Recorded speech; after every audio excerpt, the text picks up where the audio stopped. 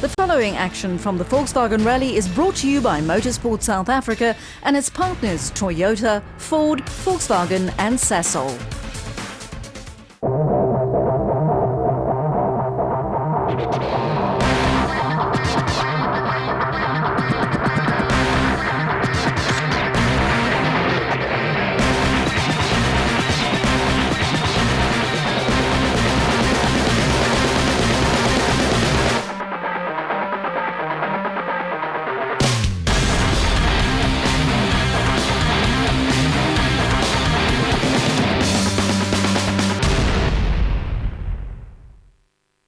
Who would have guessed that Sandy Shaw was a rally driver? Let's face it, she had to have been if you think about her lyrics. One day I'm feeling down on the ground, then I'm up in the air. And if you've ever competed in the National Rally Championship, you'll know what she was on about. Welcome to round 4 of the South African National Rally Championship, the ever-popular, legendary Volkswagen Rally. While the event traditionally kicks off at Volkswagen's Auto Pavilion at its HQ in Uitenhage, it's the world-class forest roads in the Longmore that form the true battlefield. This is a playground of the rally gods, where they control the fate of the men and women in the championship as if on a whim. In the Longmore forest, even experienced crews are little more than puppets on a string. Despite this, the crews in Class S1600, South Africa's premier rally class for front-wheel drive cars with engines no larger than 1600cc, were hopeful before the start. The man leading the standings in the Drivers' Championship is young Namibian Thilo Himmel, who has started the season with a bang. But he had reason to be hesitant going into the Volkswagen Rally. The main objective for this rally is just to finish it and bring the car home clean. And then obviously my competitors have an advantage over me here. I've never driven here before, as it was with Durban and Sasol, so we'll have a go at it. Second in the championship after 4 rounds was the Reef Tankers Citroën C2 pilot Clint Weston, who was upbeat about his chances here. From our side, consistency, pace, and just getting to the end. Matthew Vasey-Lyle has never been one for the limelight, but his performance over the first 4 rounds of the 2013 championship has seen him peg the 3rd position on the standings. We've been lucky the last few rallies, other guys have had more problems than us. This is what the Drivers' Championship looked like prior to the start of the Volkswagen Rally. Clearly, Himmel and Weston were the men in charge, with Vasey-Lyle, Van Beurden and Trott all within striking distance. Remember that Class S1600 is highly competitive and serves as the breeding ground for the Class S2000 champions of the future. So the crews have a lot to play for, never mind the inherent competitive streak that seemed to be standard equipment for every rally driver. As the crews readied themselves for the start of the 2013 Volkswagen Rally, one young driver was really feeling the pressure, and with good reason. AC Potgieter, paired with navigator Tommy de Toy, was set to start his first rally behind the wheel of the newly introduced Volkswagen Polo Rally Cup car, an entry-level rally vehicle aimed at opening the door for newcomers to the sport. It's built to the R2 standard, but Potgieter's goal this early in the car's career was not to try and blast onto the podium. I'm very excited. It's a great opportunity that Volkswagen give me a chance to drive the Polo Cup car for them. With go time approaching, the teams were getting ready outside the Volkswagen Auto Pavilion for the traditional start at the company's HQ and factory. The flag ceremony was followed by a quick blast up and down the main factory area before the crews headed to the edge of Uitenhage for stage 1. A short, sharp spin around Volkswagen's very own test track. This was just a little warmer-upper before the rally moved into the Longmore forest and battle commenced in earnest. Never mind that stage 1 of the Volkswagen Rally was no more than a crowd pleaser in Uitenhage. Never mind that it was really set up for the locals, or that it was only 4.2 kilometers in length. When the clock reached 0, the crews had the adrenaline and rev counters both hitting red, and split seconds later it was game on. And then it was time for the crews to face their dragons. The mountains of the Longmore forest loomed large before them as they prepared to brave the first proper stage of the day. And at 19 kilometers in length, stage 2, known as Culturama, was to be treated with respect. Over the years, many a crew has fallen foul to the vagaries of this first forest stage, and 2013 was about to prove no different. But first, the good. The stage was won by Haig, Smith and Parry in the Castrol Fiesta R2. Their time was impressive, 12 minutes 19.8. Yeah, great stage, one of my favourite of the whole championship. So, no, car's going well. This was a full 6 seconds faster than the time posted by Western in the Reef Tankers Citroen, who came through second fastest. You've got to be careful, the corners can catch you out, especially just a little bit of gravel, so it sort of sweeps you off, and you're going fast, so you've got to sort of adapt to that a little bit. Bottrell brought the Yato Tools Toyota through 3 seconds slower than Western, followed by Franken, who was 4 seconds slower still. Track racer turned rally driver Chad van Beurden was next fastest, but had lost 20 seconds to the hard-charging Haig Smith. Defending champion Craig Trott was next quickest, followed by Andrew Heine and Stephen Jones, and Chris Kurtze with navigator Grant Martin next to him. The big question, however, was where was the championship leader Thilo Himmel? The answer, my friend, was blowing in the cold Eastern Cape wind. Himmel had started okay, but only a few hundred metres into the stage, he had run out of gravel and went off into the bundus. Thilo went off the side. He would return under the Super Rally regulations on day 2, but more on that effort later. For the rest of the crews, it was onwards and upwards as they braved the next forest stage without the benefit of service in between. Stage 3 was 24.1 kilometres in length, after which there would finally be a bit of respite in the form of a visit to the Dunlop Service Park. Fastest through stage 3 was Guy Bottrell in the Yato Tools Toyota. His time of 17 minutes 55.9 seconds was extremely quick, mixing it up with the big boys in class S2000. But it was clear that he was on the very ragged edge all the way through.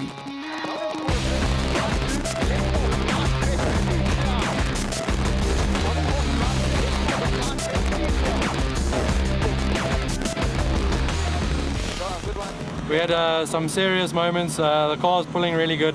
Yeah, I don't know how much faster we could have gone there. We pushed quite hard, and we nearly, we had a couple of moments, but we hung on to it. But yeah, beautiful stage, and we got to the end, so we're happy.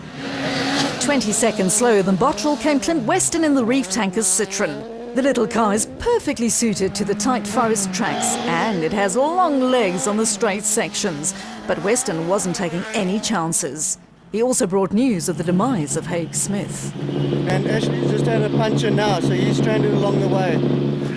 Van Beurden came through 5 seconds slower than Weston, but a full 26 seconds faster than Andrew Heine, who was next fastest through stage 3. Defending champion Craig Trott and navigator Janine Lorenz very nearly matched Heine's time and still felt in touch with this event. And I really enjoyed it. It's actually quite a good mixture. A little bit rough in places, but not too rough, just duck away from the rocks and be fine. A good stage. They were followed home by Franken, Vesey-Lyle and Kurtze, who all hemorrhaged time to Bottrell. But then again, a rally isn't won or lost on a stage. And so on to the Dunlop Service Park for some much-needed TLC to both man and machine. And this is how things stacked up after just 2 forest stages. Bottrell's pace saw him take an early lead with a 12-second buffer over Weston. Van Beurden was staying in touch with the lead, albeit 40 seconds behind Bottrell. Franken and Trott followed, with Heine, Kurtze, Van der Walt, Vesey-Lyle and Haig Smith rounding out the top 10. Early days, but Bottrell was looking hungry for some much-needed points. But the forest action was only just beginning. 2 more stages awaited the crews in the Longmoor, the first of which was King's View, one of the legendary stages on the South African rally calendar, at 24.7 kilometres in length, and the second last forest stage for the day. This was as good a place as any to launch an attack, and that's exactly what the Citroen C2 driver Clint Weston did.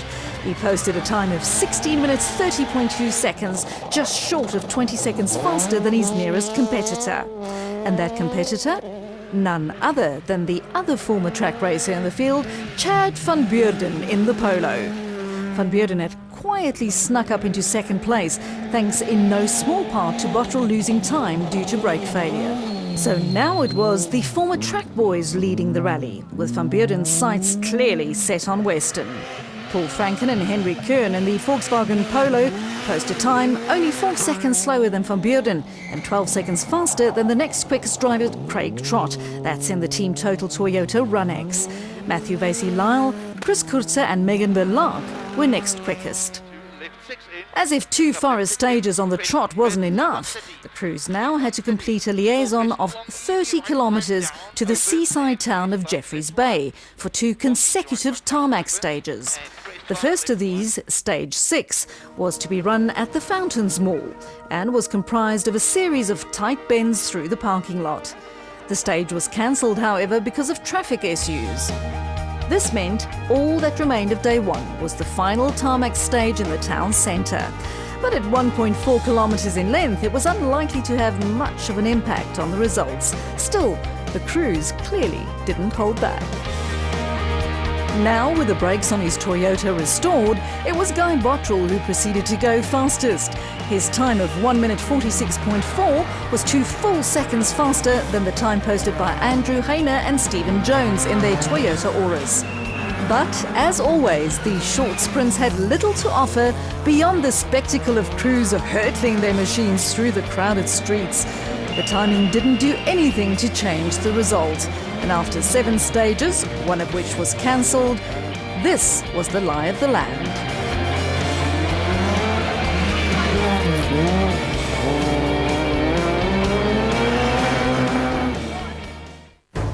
Van Beurden topped the standings with a 46-second margin over second place Franken and Kern.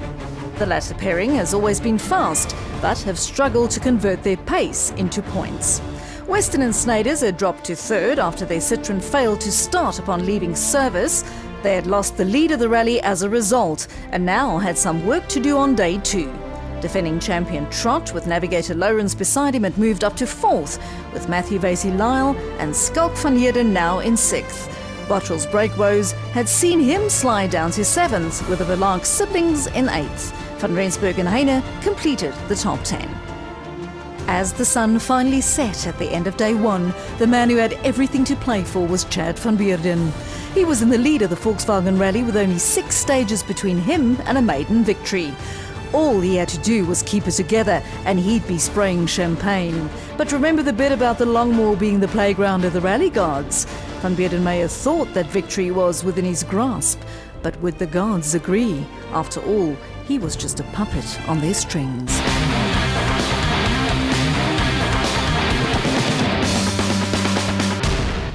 Rex Diff & Gearbox specializes in the repair and supply of service exchange and new gearboxes, differentials, prop shafts, steering boxes and clutches for all manual and automatic vehicles. We guarantee all our work and go out of our way to ensure that every customer enjoys a superior service experience at any of our 7 nationwide branches.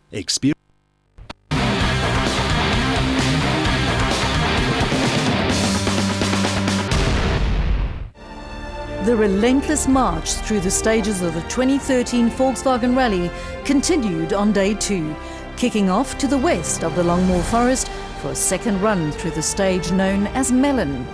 This time, however, it would be in the opposite direction, though the distance remained the same at 10.4 kilometres. Melon West, as the stage was now known, represented the first of 3 tough gravel stages to be run on the trot without the benefit of service in between. This left the teams with more than 40 kilometres of special stage rallying before they could visit the Dunlop Service Park for the first time. A tough task anywhere in the world, but nowhere tougher than right here in the playground of the rally gods. Stage 8 offered Guy Bottrell the first opportunity to truly capitalise on his now repaired brakes in the Yato Tools Toyota Run-X.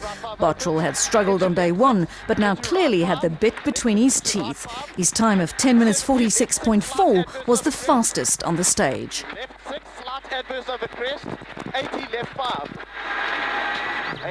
Clint Weston in the Reef Tanker Citroën 2 beat Chad van Beurden by just over a second. This might not sound like much, but it was a move in the right direction for him.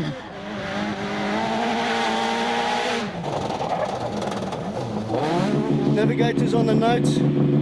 so we're feeling good. We're feeling good. We're going to get there. Van Beurden himself wasn't too worried at this point. He had a clear lead in the rally and Weston had a lot of ground to make up. A single second was hardly going to worry the young man. I know the stage was a bit rough at the end, but we got through there quite relatively fast, so we're happy. Behind them, Matthew Vasey-Lyle posted a time only 4 seconds slower than Bottrell, which would help him remain in touch, only just, but still in touch. Craig Trott in the Team Total Toyota Runx was next. Trott has never been one to throw away points by driving recklessly, and it seemed as if his approach was starting to pay off yet again. If I can pick up another place, it'll be a bonus, but just try and protect my third position at the moment. By stage 9, it had become clear that there were a couple of crews on the move. Chad van Beurden still had every intention of winning the rally, but Guy Bottrell was making up for lost time. Sure, he was still way down in the order, but he wasn't hanging about. Unfortunately for both crews, the rally guards of the Longmore Forest chose this stage to intervene in the affairs of mortal men. In rally terms, it is known as a wrong slot, just a fancy term for taking a wrong turn. And it cost both Bottrell and van Beurden their rallies. Both crews managed to effectively go off-piste on the same section of the stage and nearly collided in the process. In modern rallying, losing a couple of seconds is bad enough, but for Bottrell and van Beurden, seconds turned into minutes, and the minutes mounted. They might as well have packed their vans and gone home at that point.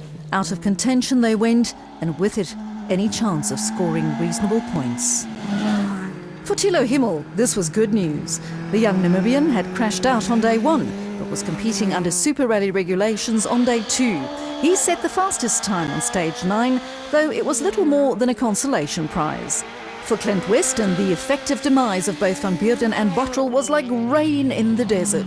He suddenly found himself at the head of the field, with naught between him and victory, but 3 gravel stages and a quick romp around the Kings Beach parking lot. Even so, he posted the second fastest time on the stage, just 5 seconds slower than Himmel. Ashley Haig-Smith was also resurgent under Super Rally rules and came through third fastest, followed by Trott, Heine, Van der Walt and Frank. Next up, stage 10, known as Hangpad, the final stage before the crews could visit the Dunlop Service Park. Only 9.6 kilometres between them and the chance to lick their wounds. With the momentum now swinging his way, Weston brought the little Citroen C2 through quickest, posting a time of 8 minutes 28. This just helped cement his position at the lead. There's no grip, so with it being wet as well, it was a real tester. Bottrell was next quickest, some 11 seconds slower than Weston, though it hardly mattered in the grand scheme of things. He needed to make up minutes after his adventure on the previous stage, not lose seconds.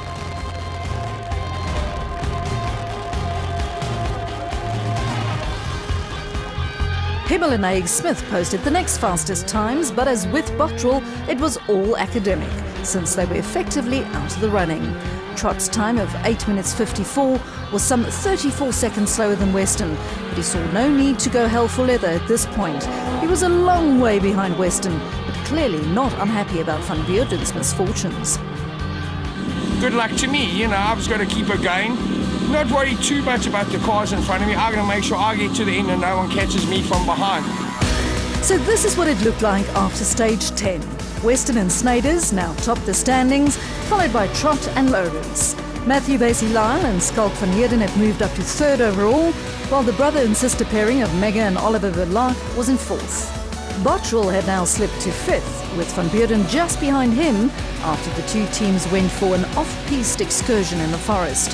Van Rensburg, Heine, Van der Walt and Haig-Smith completed the top 10. After what seemed like an eternity, it was finally time for the teams to visit the Dunlop Service Park. Not only did it give the men and their steeds the chance for some TLC, but it also gave some of the competitors a moment to reflect on their progress. One man who certainly had reason to smile was young Matthew Vasey-Lyle, who was comfortable in third place. Yesterday we had a problem in stage 2 where we lost a gear linkage, but we managed to get it back into gear, drove the end of the stage and fixed it on the open section. But other than that, we're having a good run. Another justified smile was found on the face of young AC Potgieter, the pilot of the brand new Volkswagen Polo Rally Cup car. With Tommy du Toit beside him, the pair had been cautious but steady and were hovering just outside the top 10. Yeah, everything's one piece. Time's okay, and the car's handling well. A second running through the stage known as Blowback was up next, representing stage 11 of the 2013 Volkswagen Rally. Ironically, it was again the guys under Super Rally regs that went fastest. Himmel and Haig Smith, followed by Clint Weston, who was effectively leading the rally. His time of 17 minutes 49.3 seconds was 26 seconds slower than the fastest S1600 time posted by Himmel. But it was nearly a full minute faster than the time posted by second place Craig Trott. And to Weston, that was all that mattered. Remember, Trott was more than a minute behind after stage 10, so any time gained here could only help Weston. Basie Lyle's time was only 1 second slower than the time posted by Trott, which meant that the Fragrant Tools driver hung on to third overall. Next quickest was Verlaque, followed by Van Rensburg. But there were no major movers on stage 11, and the rally was now unwinding to its ultimate conclusion in Port Elizabeth. All that stood between the crews and the safety of the bay was one more forest stage in the Longmoor. Once more into the breach they went, and once more it was the depots that led the way. Haig Smith went fastest, followed by Bottrell, but it was Weston who went fastest of the front runners, all but sealing a win in the process. At least that's off the gravel now. So we're going to a tar, which I'm sort of a little bit more comfortable with. Just 12 seconds behind Weston was Trott, who was focusing on survival rather than making up time. He was pragmatic about his position. Yeah, we've got nothing to prove. It's damn rough out there, so it was just a matter of survival. And that, as they say, was pretty much that. All that was left was for the crews to wind their way to Port Elizabeth for the traditional final stage around the Kings Beach parking lot. At only 2.2 kilometres in length, this hardly posed a threat to the rally. But then again, there's been many a slip-twixt final stage and checkered flag in the past. But not this time. This time Weston romped home in the little reef tanker Citroen C2, winning the final stage in the process. The final standing saw Weston on top, followed by Trott and Basie Lyle, who had driven a fantastic race. Bottrell eked out a fourth place for some points, while Verlaque finished fifth. Heine and Van Rensburg were in 6th and 7th respectively, with Haig Smith and Franken pegging 8th and 9th. Chad van Beerden just squeezed into the top 10 and was left to rue what could have been but for a roll of the rally gods' dice. In the end, Weston got to sip the champagne and bag a whole bunch of points in the process. We managed to keep it all together, and I think a lot goes out to the team. It's not just about me and getting us here. It's the whole team, and that goes for Christoph, Dani and Brenton, and obviously our main sponsor, Reef Tankers. Next up is the second of this year's Gauteng-based rallies in the form of the Ford Dealer Rally, which is set around the east of Pretoria in the Cullinan region. It promises to be tough and dusty out there, the perfect backdrop for round 5 of the National Rally Championship. All the rally action from the Volkswagen Rally 2013 was brought to you by Motorsport South Africa and its partners, Toyota, Ford, Volkswagen and Sasol.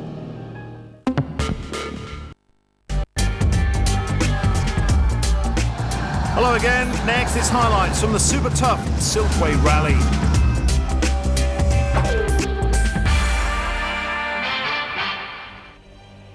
Welcome to Moscow, the capital of Russia, for the Silkway Rally 2013, the 5th anniversary of this successful rally raid adventure.